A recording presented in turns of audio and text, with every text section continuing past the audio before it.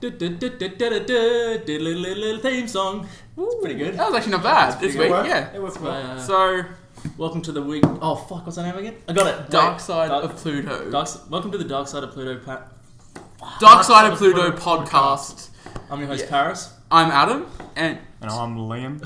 So. Ooh. Right. Okay, we've got a new one. Yeah. No, so we've got a special guest this week. He's a dear friend Liam. Dude. I say Gone straight to the heart, man. I say special guest. What I actually mean is we're 5 episodes in. We're scraping the bottom of the barrel. We've completely run out of ideas. Yeah, we're sort of like we just need some more ideas. We need some fresh ideas. He's our special. He's our special guest. Special guest. Special as in, sorry, my son's eating your shoes. Special. Licking the back of the window. Yeah. So if you're watching this, obviously we've gone to the movies and we've seen. We have gone to the movies, Adam. Yes, we have. Several and we've times, seen Fantastic Four. We've seen But that. before we do that, though, we want to talk Yes. about something else. So this week, predominantly we'll be talking about Fantastic Four because we saw that yesterday and it's obviously recently come out. There's been a lot of reviews about it, but we will start a lot of reviews, at least two, at least two bad ones I've heard as well. So we'll give our 2 bits. Two cents. But firstly, we're talking about the Deadpool trailer, which dropped directly this week. Yep. With- Dude. Which then subsequently dropped my load directly in my pants, may I say. After watching it, yeah, no, it was pretty cool. It was really cool. It was. What do you think of Ryan Reynolds as the God, I love him. He's really funny. yes, love Ryan Reynolds. he's He's a perfect real for funny the dude. character. He's got thing is he's really charismatic and he's really funny. I watched a Top Gear interview with him like a long time ago. He seems like a genuinely funny guy. Seems really genuine. But he has been in just an utter combination of shit films. Like I don't think he's ever actually been in a really good film. Like he did X-Men Origins Wolverine, which was that's not Deadpool. No, that's not precisely. No, it was an awful film. I'm more talking not necessarily about his performances, but just, he has been in a string of terrible films. Like we've got Green Lantern. And oh yeah, the Green Lantern is the worst. Ooh. Yeah, I'm personally really excited to see him in a good film for once. Although I do have some concerns because the trailer, and it appears that the entire film takes place on a bridge. It's all every scene is on a bridge. There's two bridges. Two bridges. Yeah, all the set photos I've seen are just him on a bridge with what's her name? Megasonic Teenage Warhead.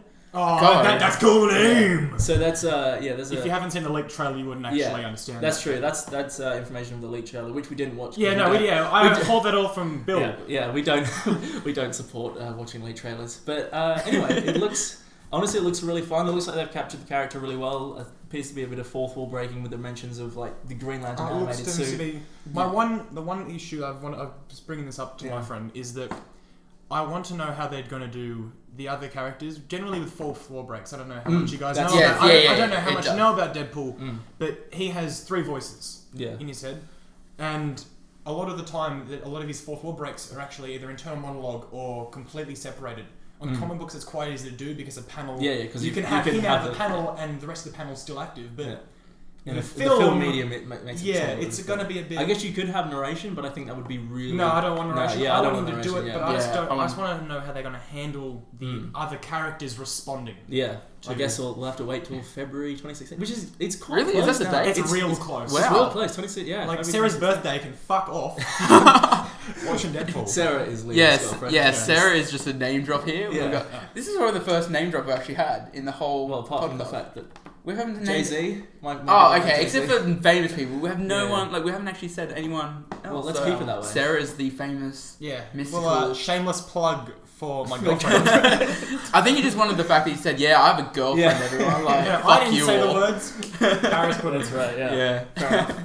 So we're going to go on to Fantastic Four. We are. We have a huge. Well, personally, I have a huge amount to talk about. Yeah, we all have a very. We'll do a non-spoiler section real brief at the start. Sort of like similar to last time, how we did we split it up into spoilers and non-spoilers. So we'll do it similar, and then we'll jump in. Yeah. But before we do any of that, I just want to clear something up because I think a lot of people maybe in the general public who don't know a huge amount about comic books and superheroes and certain things like that, may be wondering why this film was made. Yes. Considering that they have seen reviews and it is so terrible. Yeah, it's very bad. We'll spoil that straight from the start. It's fucking awful. Yeah, it is awful. But yeah, there might be a number of people wondering why is this film made. Didn't they just make Fantastic Four 1 and 2?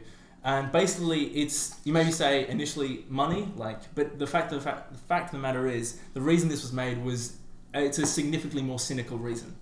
Basically, what happened during the 90s when Marvel Comics were essentially running out of money, they sold the licensing deals for some of their most famous and most well-known characters to various movie production studios. For example, Spider-Man got sold to Sony, and the X-Men, along with Fantastic Four, was sold to Fox Studios. But along with these licensing deals, precisely, they have to make the films a certain amount of years, otherwise the cinematic rights revert to Marvel Studios. So it's sort of like a clause in the whole legal. Yeah. So essentially, this is what happens when you make a film not out of love for the characters, not out of even the desire to make a good film. This is what happens when you make a film out of purely legal reasons. The dick move of the cinematic universe. The white man in a suit reasons, basically. Wow. So always blame the white man, Paris. Always blame the white man. I am Hispanic, as we all know. You can probably tell from my voice. thoroughly Hispanic, Paris. Thoroughly Hispanic. So let's jump in. I'll pass it to Adam to give a brief summary of what the actual storyline is. If you haven't actually seen the original Fantastic Four, which is in 2003, I don't know, probably I don't know, 2002, 3, 4. Now, before we read off what you've taken down from the movie, should we read off what they've got on IMDb? Just so you can see officially what they say. And we did that last time. Yeah. We'll just do a real brief synopsis. Yeah, we got a brief one. Fantastic so it is very much based on a true story, people. True story here. No, it's not. It's based upon the Ultimate Fantastic Four storyline, so like the comic book sort of side. Their secondary major Marvel. Yeah. So basically, they reworked the Fantastic Four to, instead of they go out into space. Yeah, it's an actual dimension. They go to another dimension. Yeah. So they travel. 4 of them traveled interdimensionally and got attacked by some Kryptonian sort of green sludge. It's like a planet. That's anyway, the dimension they travel to is DC. Yeah. But and bam, they get superpowers. Bam. That is it. Yeah. That is the storyline. Essentially, that's the plot. There. Well, basically, it opens with a flashback to 2007. It's the scene where Ben Grimm meets Reed Richards. Yes. It's weird though, because it appears that most of all the 2007 stuff, it appears that neither the director or the set designers were alive in 2007, because it doesn't look like 2007. It looks like Depression era America. Yeah. Instead of whiteboards and stuff, this is 2007. They had whiteboards and everything. They've got black chalkboards still, and the teacher is really against his scientific idea. Well, not his scientific ideas, but it's bullshit. Yeah, or his ideas of striving for a better tomorrow or whatever. And it seems that they were just talk about that teacher for a second? How much of a dick he was? 2007. This child comes up and says, there is I want to work with technology to move matter through space. Yeah. Generally, that's considered science in my book. You don't straight up reject it. But then he turns around and says, I don't want you... can you pick a real job? I'd like to say, coming from a science degree myself, science is a job. Another plug, shameless self-plug. Yeah, Sarah and our science degree. We had last week Adam talking about his physics degree, and this week, now it's as we all know, I've got a TAFE. Yeah, you got a TAFE studying washing machines. I got a TAFE studying washing machines, and didn't you graduate from that though? I did. No, that was only 2 weeks long, wasn't it? No, yeah, I'm in a new course now. I'm doing hairdressing. Yeah, hairdressing. That's the one. That's the one. Not male hairdressing. But hairdressing for dogs. It specializes in canines. Precisely. So cats is a closing line. Should we go general thoughts, just overall thoughts, and then we'll get into specifics? Right. Yeah, that's probably good. So how about you start first? Actually, I always start first. You start with general thoughts. I am the Marvel, as everyone knows at the moment, the whole 35 viewers. That's right, we got 35 views. I am so proud of that. Right. Fantastic. We're essentially millionaires this week. We're gonna get that sweet YouTube money. Oh yeah, we're gonna get the gold plug. We're rolling in it. Yeah. Anyway, so I'm the Marvel lover, and I didn't like it. Yeah. I didn't like it. Marvel. We'll speak about this part later. There was just one moment that I think all 3 of us loved. But then very much we're not going to say what it is yet. We'll save it for the spoilers because that's a very big spoiler. But there's one part we loved, but everything else I just thought, it was the first part was it was good. It introduced everything, but then the ending is sort of from a video game. I was sort of on for the first maybe 45 minutes of the film, but there's some weird tonal shifts. The film sort of shifts from a sort of family friendly sort of Fantastic Four movie into a really Cronenbergian 80s body horror. And it's really strange. Like, I mean, we had a kid in the cinema watching with us. Oh yeah, and little kid. He was laughing the whole time though. That kid's twisted. He probably didn't even know what was going on. I can't imagine he enjoyed it though, because the action sequences are very sparse. They're minor and sparse, and very little happens in them. And there's also some weird continuity errors as a result of reshoots that happened in April this year. Yes. So apparently a third of this film was reshot, and it becomes really noticeable because you picked this up. I picked this up. So Sue Storm's character, who's played by Kate Mara, sort of between scenes, like she'll walk from one room to another, and she'll have completely different hair. She goes from a strawberry blonde with like the brown on top and sort of blonde down the bottom, maybe highlights and stuff, to a platinum blonde wig. Can we talk about the scene where she turned around and went from grew 3 inches of hair? Yeah. It's like back camera. I know. It's so yeah. In general, it's a bit of an oh boy as a film. It's oh boy, that's really shit. Yeah. Very really. Oh boy, it looks like they kind of tried. They're holding on by their fingertips until they realise they had no hands. And it's kind of plummeted. It's really, really not good. Directed by Josh Trank, who I personally like because he directed Chronicle in 2012, which is a really cool sort of found footage superhero film. Is that the one where like they discover something like a cave? Yeah, Is that that one? It's like a meteorite or something. It's real good. Anyway, Chronicle was solid. We'll probably go through the film a bit. Oh yeah, Liam, general thoughts. Oh boy. Oh boy. My main issue with this, my thoughts of the movie was that while everything was mostly mediocre, there was a whole lot of just absolute needless crap. The fact that there was a whole lot of nothing happened. There was a whole lot of nothing, and they did a whole lot of something to nothing to do it. There were entire plot threads, which we'll get to this in spoilers. The first time you see him stretch, he does it to climb over a railing which you could just jump. But then he still jumps over it. He just has a bit of a rubber band effect to help him over it. It's like it's all very, very poor. Anyway, we'll go sort of through the sort of start of the film. There's obviously I mentioned the scene where a whole sort of 10 minutes or so where Reed Richards meets Ben Grimm in the old weird Depression era sort of setting, and then it cuts to 7 years later where my first thought was, why are 2 old men at a science fair? Yeah, it's like. Can we talk about? Were we doing spoilers? No, not yet. We'll just save this one for a second. First sort of 30 minutes of the film, and then I was, as I say, they go to a science fair at which 90% it's not like it doesn't appear to be a high school science fair. No, because it's an all school. Everyone else at the science fair is literally a child. Like Reed Richards' character, he has to go to like borrow a plane, a model plane from like some other. A kid's diorama.